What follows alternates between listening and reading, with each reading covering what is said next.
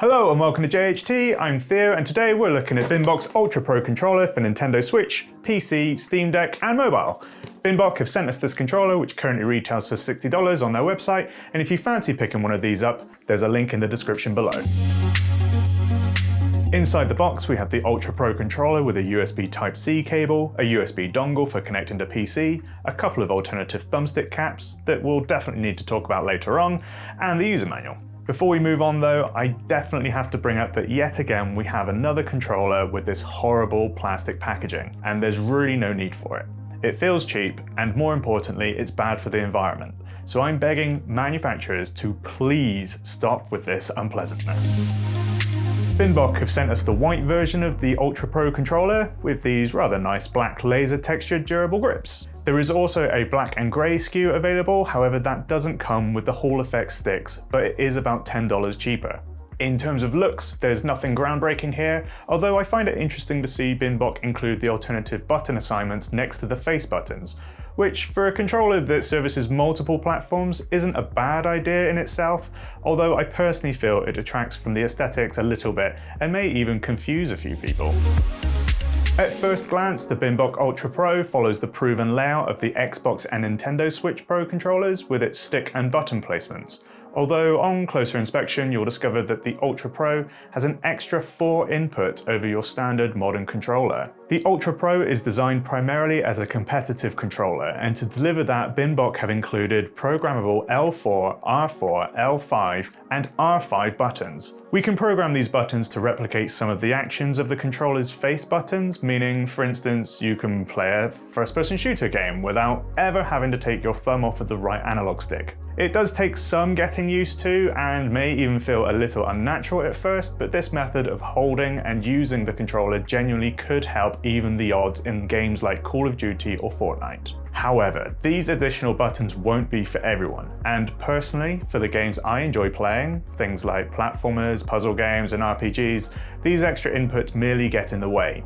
I found the L4 and R4 buttons particularly egregious in this area, with their presence actually lessening the tactility of the bumpers, which have been reduced in depth to accommodate the new triggers. I'm also let down by the feel of the triggers, as they feel cheap and tacky, and a far cry from the premium feel of other controllers and fall short of the quality delivered by the official Nintendo Switch Pro controller, and feel a little bit Fisher-Price in comparison. If you're looking to program these buttons though, the process is very simple to follow and you can remap your controls in about a minute of tinkering. So now onto one of my favourite features of the lot of these newer controllers. Of course, I'm talking about the Hall Effect sticks. Once again, we have very smooth motion and a promise of no stick drifting. It's a bit strange that these sticks, great as they are, don't appear in the black and grey version of the Ultra Pro controller. The weirdness doesn't stop there though. Remember I said at the start of this video that we need to talk about the stick options for the Ultra Pro?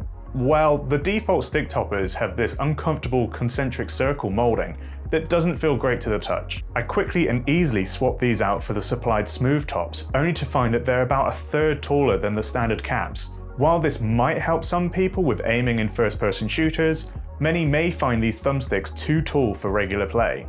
Compounding the issue further, the third included thumbstick option is these tiny little nubs.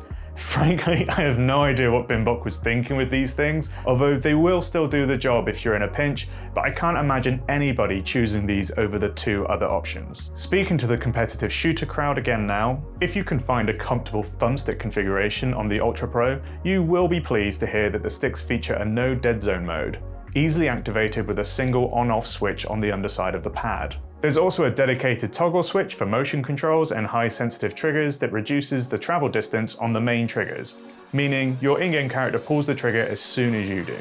Let's quickly take a look at those action buttons again. And while I might not be the biggest fan of their presentation, they do feature faster response time thanks to BINBOK's use of micro-switch buttons, effectively providing instant mechanical buttons which have come in handy during my testing, especially in platformers like Cuphead and Sonic Mania. Yet again, I'm going to feel like an old fuddy-duddy now by talking about RGBs.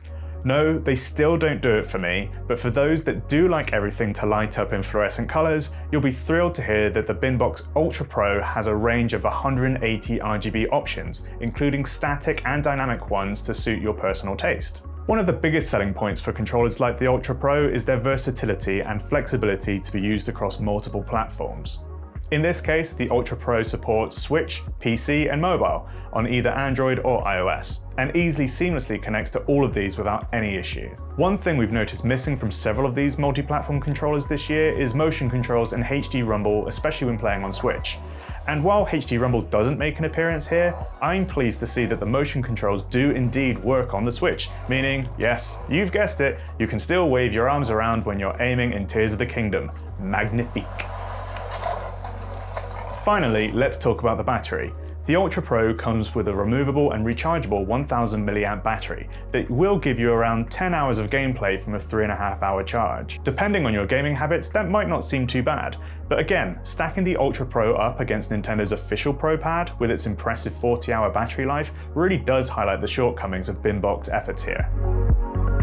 Overall, the BINBOK Ultra Pro is another mid-range controller for around $60, but its strongest selling point, the ability to easily swap between multiple platforms, isn't a unique one. And the finishes and quality of the materials here is definitely lacking. I theorize that only those deeply committed to shaving fractions of a second off of their trigger times, or wishing to configure their controllers so they never have to take their thumb away from the right stick, will see any real benefit here. For the majority of players, however, there's not enough here that truly impresses. Hopefully you've enjoyed today's video. Let us know whether you like the look of the BINBOK Ultra Pro controller in the comments below, and please like and subscribe to see more great content from JHT as soon as it's released. I've been Theo for JHT, and thank you for watching.